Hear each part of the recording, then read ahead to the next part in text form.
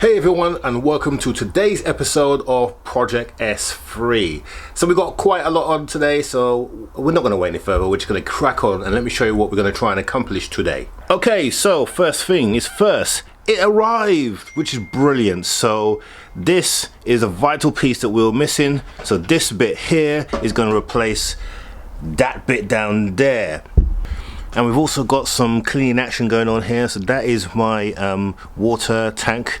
It's now filled in a mixture of very liquid and Auto Finesse's what's his name, their Verso, or their APR, general purpose cleaner. So hopefully that's going to clean it out. It actually cleaned out quite well with a hose, and a lot of the water, or the oily water, came out. So I'm going to leave this soaking overnight because I've got to get this on before we get the car running, so that's quite important. So once we get this piece fitted, we can then start getting the radiator. So this is the new radiator. We can then connect that up to the intercooler. We can then connect that micro filter. It's not a micro filter, it's a radiator on the side. So there's two of them, one there, and then this one goes just over here, and then we can get the fan on. So there's a fan all assembled. We've got a replacement which is working well. We can get all that in place, and we've also got to get our new fuse box. I've got a new one of those to fit in as well, and I've ordered the bit that holds this to that. Very important, so that's going on as well. So let's not waste any more time. Let's get this stuff here assembled. You can see that we've got our slam panel here, and I had to order some additional little rubber bungs. So that one there, this is the one over in the corner here. You probably can't see that one down there. That's the original one. Got my compressor ready as well, because once we get the radiators on, we then need to fill this system up, and I'm going to show you how we're going to do that in a second. We're using this snap-on pressure vacuum system, because that's the only way that you can fill these modern day cars up. Because of all the pipe work you can see there, you're always going to get an airlock unless you fill it correctly. So the first thing that we're going to do once we get the radiator on, we're going to do a pressure test to make sure that there's no leak, and that will become evident when we stick the vacuum system on. So I'm going to show you that process, but in the meantime, let's get the radiator assembled onto the intercooler, and also my new condenser which I have as well.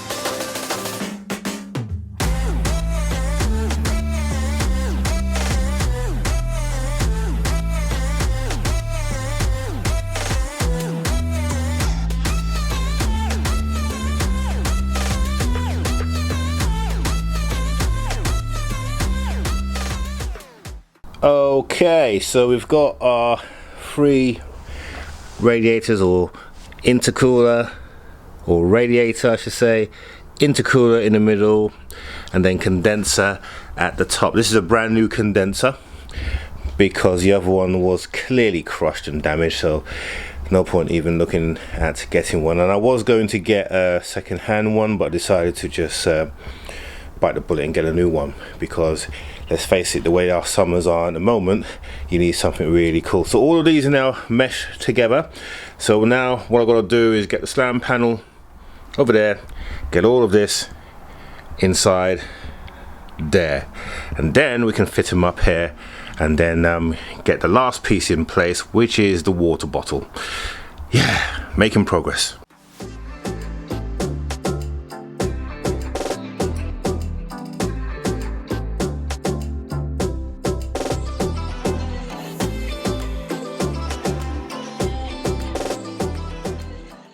Right, okay, so finally got it in.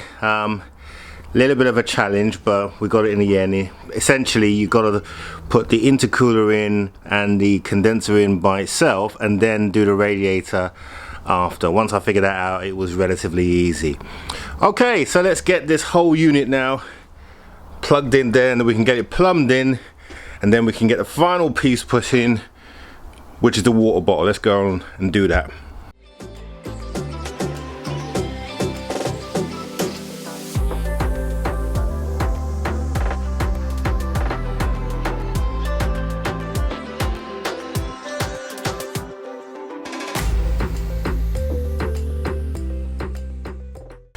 Okay, so slam panel is now in place. It's just been held on.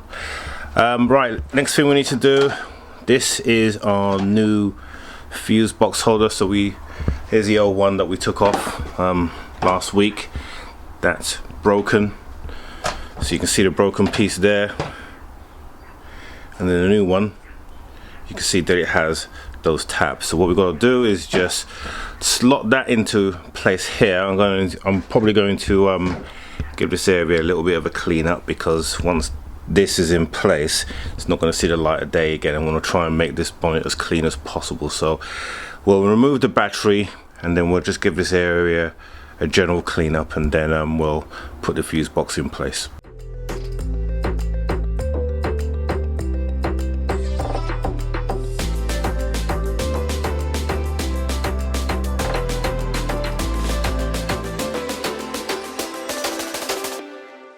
Okay, so we got our fuse box back in properly. Looks much better, doesn't it? So that's now back into place, and we also now have got the expansion tank in place, and all of our pipes have now connected up. So the next thing we need to do now is to pressurize the system and to see how it is working. Just make sure that we've got no air leaks. So the first thing that we do, we're going to connect up our compressor. We'll connect it up here. We'll then suck all the air out the air system. Suck out all the air from the coolant system, and then we'll check for leaks. Right, okay, so we're going to do a pressure test, and the way we do a pressure test is this device here. What it will do, it will suck all the air out of the system. Now what we should see is we'll start seeing these pipes collapse. So this pipe here, this water pipe here, will flatten out as all the air gets sucked out. So we'll take it right up here into the green. Now again, what should happen is that once we get it into the green here, if there's no air leaks, it should hold the vacuum. But if there is an air leak, then we need to detect where that is, and you'll start seeing this here dropping down. So you'll hear the old compressor down the corner there come on. That's because obviously it's going to suck air out of the system, and it's going to push air out here. So what air in the system is going to be vented through this exhaust valve, so it'll be quite loud, but let's see what happens. Let's get it up.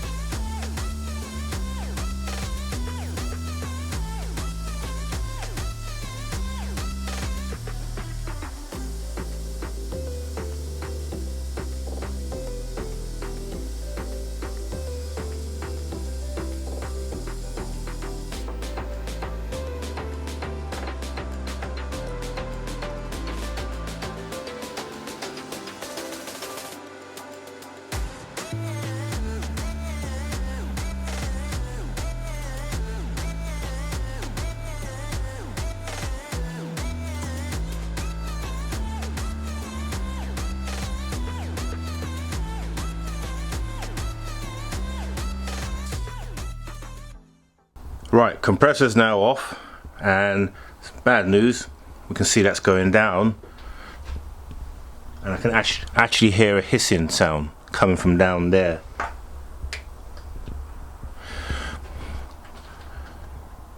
So according to that, we have got ourselves a leak, which means we're going to have to take the radiator off and find out where that leak is, because it's definitely deep down. I'm hoping it's just by either a clip that's not on properly or something of the other, but the only way we're going to find out is to take the system apart. So okay, so we'll have to do that. So that's it for this week. So we got to sort out the issue with a leak on the car, so I'll be taking all of this apart and we'll give you an update during the midweek. So for now, don't forget to subscribe down here, guys, and click on that notification bell, and hope you have a good week. We will see you on our midweek edition on Thursday.